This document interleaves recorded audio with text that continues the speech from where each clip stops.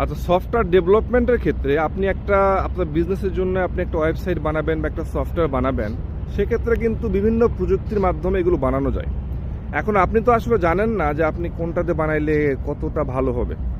এটা আসলে জানাটা খুব ডিফিকাল্ট আপনার জন্য, বিকজ আপনার টেকনিক্যাল নলেজটা ওই লেভেল মতো থাকে না। যারা আমরা টেকনিক্যাল পার্সন, আমরাও কিন্তু চিন্তা করি যে প্রজেক্টটা কি, কোন প্রজেক্টের জন্য কোন টেকনোলজি আমরা ইউজ করে থাকবো। যেমন আমরা প্ল্যানিং কমিশনের জন্য হয়তো একটা প্রজেক্ট বানাইছি একটা টেকনোলজি দিয়ে, পিএসপি লারাভেল দিয়ে। তারপরে প্ল্যানিংয়ের আরেকটা প্রজেক্টের জন্য আমরা আবার জাভা ইউজ করছি। হ্যাঁ, তো এইরকম প্রজেক্টের উপর ডিপেন্ড করে কিন্তু বিভিন্ন আপনার টেকনোলজি ইউজ করতে হয়।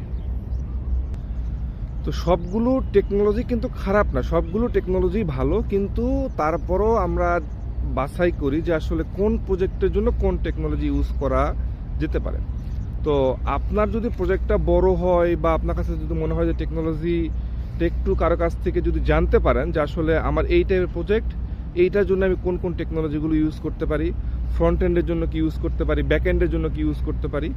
সো এইটা কিন্তু জানা একটু ইম্পর্টেন্ট। আমার কাছে মনে হয় যে একদম লেস ইম্পর্টেন্ট না। সাপোজ আপনি একটা বিশাল বড় সফটওয়্যার বানাবেন, আপনি ওয়ার্ডপ্রেসের কথা ভাবতেছেন, তাই না? বা আপনি পিএসপি লারাভেলের কথা ভাবতেছেন, বা ব্যাংকিং একটা সফটওয়্যার বানাবেন, সেখানে আপনি পিএসপি লারাভেল ভাবতেছেন।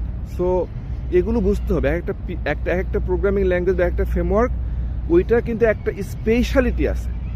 তো ওই স্পেশালিটিটা যদি আপনি ধরতে পারেন, তাহলে আপনি হয়তো সহজে বুঝতে পারবেন যে এইটা যে কোনটাতে বানানো সহজ।